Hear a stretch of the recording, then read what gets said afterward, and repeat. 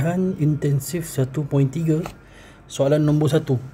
Dalam gambar raja anak panah di sebelah, fungsi F memetakan X kepada Y dan fungsi G memetakan Y pada Z. Tentukan A, F2.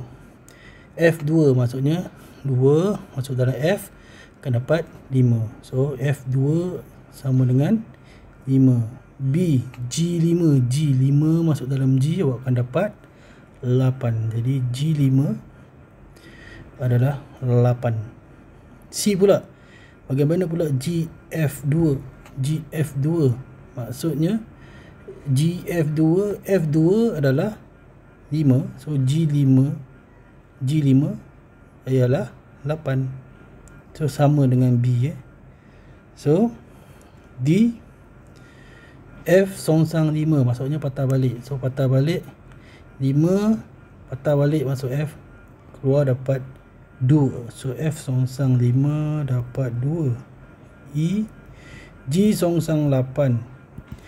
G songsang 8 maksudnya 8 patah balik G reverse dapat 5. Manakala F songsang G songsang, ni patah balik. So 8 patah balik masuk G dapat 5, patah balik masuk F dapat 2. So awak akan dapat 2. Okay, so inverse macam tu sahaja.